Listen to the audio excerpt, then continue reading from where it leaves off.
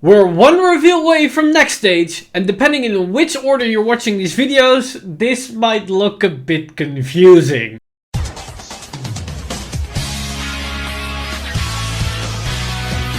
Stand up!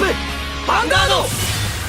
Hey Gear Fighters, welcome back to another Cardfight update, and today we've got some more Gear Chronicle reveals as we're rounding up the Stride deck set with basically the last couple of reveals except for next stage, as they are really keeping us hanging on that one. But besides that, we also see the last couple of set order or order support for the Glitter Ride line from set 8, or at the very least that's what I assume, as it looks like that every one of the main ride lines is gonna get this new order, and now we see the final one for the 5. But also, we've got an update to Dear Days DLC, which is very exciting. Now, again, what we're going to discuss in the way how I'm phrasing this might sound a bit weird, because it looks like I'm referring to cards that I haven't talked about this yet. That's because the video that I was supposed to upload last week, things happened. I already recorded the video, but didn't get time to edit it and upload it, so I'm gonna upload that tomorrow after this one, and that will talk basically about the last week reveals, including Upstream and whatnot, and the Fade Rider, as well as the other order cards that we have seen for set 8 for the Glitter Ride line. So keep that in mind when things sound a bit weird, as it's out of context on this particular channel itself. But with that said, let's first dive into the DLC news that we have for Dear Days, because we knew that Dear Days would be released with the cards up to the latest season of the anime, which means we don't see the crossover Dread support cards. But they now confirmed that the first DLC for Dear Days will include the cards from set 6, set 7, Lyrical set 3, as well as the Chrono Jet Stride deck set. So essentially everything up to the release of the day of Dear Days, that's then also being released in the TSG, will then be included also in Dear Days. Now, moving forward from that, we also have the new orders from set 8 for the new Glitter Ride lines. So for Tekira, we have a brand new Grade 2 set order in the case of Dark Magenta of Blooming Hatred. And this set order has the effect: play this if you have a figure with Tekira's card name, and the entire ride line is that, so you can use it on Grade 2. Although, when this card is put into your order zone, cost countable as 1 and draw a card. So, more drawing. This is fine for what it is, but it's not something amazing in itself. But it also has the effect: act from order zone. If you have a Grade 3 figure with Tekira's card name, cost, put this card into the drop, choose up to 1 Grade 3 or greater card with Tekira and its different card name from your Vanguard, from your hand, and write it as stand. So now we can superior write Tekira's on top of Tekira's a lot faster, which means you can now get your Tekira plays a turn earlier. Because the thing is, with Tekira, it's basically full power on turn 4, because that's the moment you can rewrite one form over the other and basically keep the cycle going. But that means your first Grade 3 turn is a bit lackluster. With this set order, that's no longer the case, because you can do this a turn earlier, so the deck is not a turn 4 deck, it becomes a turn 3 deck, which honestly is pretty damn good because it speeds everything up. And I need to put this out here for anybody that thinks, oh, this is gonna break with Persona Ride. No, this will not activate Persona Ride, because Persona Ride specifically states it needs to be normal riding from hand during the ride phase. This doesn't do that. This is superior ride, so that won't apply.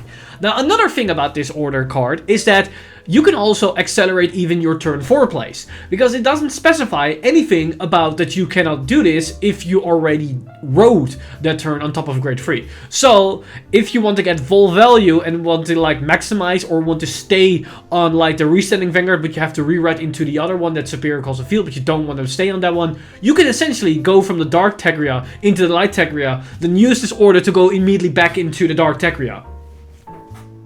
That's an option. I'm not saying it's a good option, but it's an option you have available with this card. So I think this is definitely going to be a useful card for Tekira. Will be a 4-off? Probably not, because it can be a bit of an iffy situation in the late game, because it's mainly just for the early game, and then after that you don't really need it.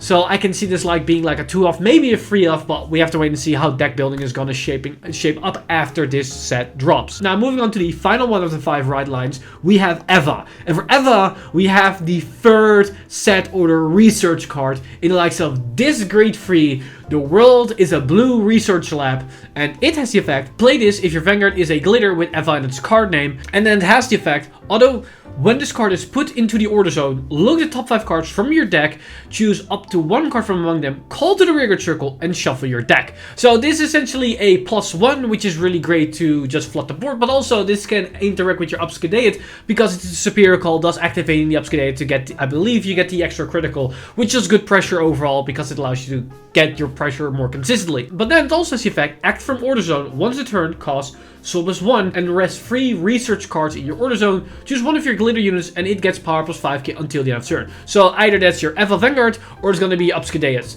This 5k isn't like an instrumental amount of value, but it does put some higher numbers on your columns, which will make better magic numbers, because these glitter units are grade 3, so they already have the good base power of 13k, so you don't need boosters. And these extra 5k can definitely make some higher threshold numbers to make guarding a bit more annoying. Now overall, I don't feel like this research order is like a game changer as much, but it's a very important card to have, because now we have multiple research orders. We have a grade 1, a grade 2, and a grade 3, which means we have the flexibility to flesh out our lineup for these orders, and to also have more consistent access to research cards in the order zone as soon and as consistently as possible. And in certain instances, you might not even want to play the grade 2 set order, because that gets full value if your opponent dedicates card to the field, and maybe you don't want to use the grade 2 order, because that gets more value if you play that card once you can fulfill the full condition. And with this grade 3 order, you can potentially save those cards and have more bang for your buck when using them.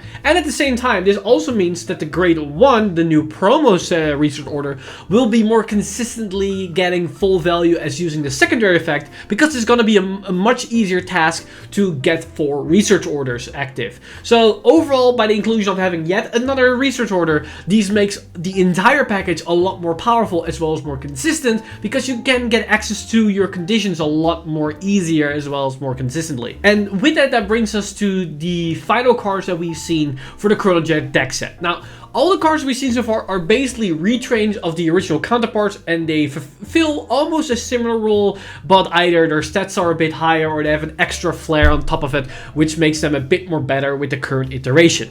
But now we have 2 new cards we've never seen before, so let's take a look at what these cards bring to the table for this Chronojet deck set. So first off, we have the new grade 1, which is Gear Chronicle of Magnetic Resonance, and it has the effect continuous of Vanguard circle. During your turn, if any player's Vanguard was put on the bottom of their deck this turn, this unit gets power +5k. So basically use the Chronojet stride skill and this thing will be a 13k beater, or booster, or whatever you want to call it. It's similar to GG, but in GG's case you need to pay the 2 soul to even get the 5k power. In this case, you count +1, get the spin, and then this thing is also be 13k. But then it also has the effect continues a Vanguard circle.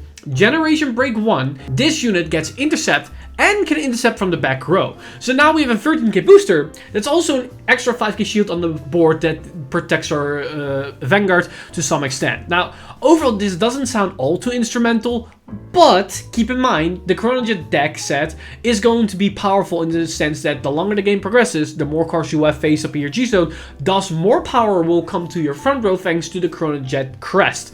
And with more defensive options, that means there's more of a chance that you will actually get to those late game stages in the game. So that's where this value can come into play. Now, also, you can search this out with Upstream, so you have a strong attacker with Upstream, and it goes into this Magnetic Resonance that makes a good booster, maybe behind your Vanguard or to the other column, and then during your opponent's turn you can just intercept it away to have extra 5k if you need the extra 5k, or you need to maybe circumvent a guard restrict. That could also be a possibility. Now, moving up to the other new card, we have a new grade 2, which is Steam Fighter Argandia, and Argandia has the effect, although when this unit is put into the Guardian Circle, costs Soul +1, and this unit gets shield +5k until the end of battle. If you have a face-up card in your G-Zone, this unit gets shield +10k instead of +5k. So essentially this is either a 10k interceptor or a 15k interceptor for a soul. This is a bit more of an iffy card in my opinion, because yes, it's more shield value than, let's say, for example, the grade 1, but the fact that you need to pay soul, that's where it gets a bit iffy, because if we remember what the other cards in the deck set already do, we have, of course, Smoke Gear that uses soul to search out the grade 3, but then we also have GG that uses 2 soul on place to draw a card and to get 5k power, which means if you use those cards only once, you already ran out of your entire soul that you generated up to grade 3. That means you need to rewrite or put cards into soul through any other means to get that soul. And so far as I'm aware, there's no way to get the other soul, get more soul than just purely rewriting. And that means you're gonna -1 from hand just to get the extra soul, which I don't know if that's actually worth it for this particular card effect. So that's why I'm a bit iffy on this particular one, unlike the grade 1, where it's a bit more interactive with the main deck, and it doesn't take anything away from what you maybe want to do. Because yes, your probably main target is GG with upstream, but after the first GG, I don't really see a need of a second GG, because you probably don't have the soul for it, and that's where Magnetic Resonance can come into play. So overall, this grade 2 is a bit of an iffy one, but it probably will be one of those cards that will immediately be replaced once this product is out, and we start to optimize the entire strategy. And with that said, that's basically everything that we've seen so far for the Chronojet Stride deck set. This now also means the only card left to be revealed is Chrono Dragon Next Stage. Now, I would personally be very surprised if it did anything else than just Next Stage. Like, I am very convinced it's literally a carbon copy of the Stride. Maybe there's a tweak here or there, but I would be very surprised if it does, like, something completely different or just goes into a completely different direction. I would be very surprised. If it's good, I would be pleasantly surprised, but we don't know. Like, if it's gonna be like the original Chrono Dragon Next Stage, it's gonna be a powerful finisher, because keep in mind, it will be the second stride, because G-Guards are not a thing yet, and that means we first go into a 4-attack multi-attack turn with Fate Rider. That means that the moment we go into Next Stage and we swing with Next Stage will get at least plus 15k, but the moment we rewrite back into Chronojet, that Chronojet will get plus 20k, and also has the guard restrict with the extra 5k. So, yeah, that's a plus 25k on a 13k body, so that's 38k. That negates Sentinels that potentially have a 13k booster behind it.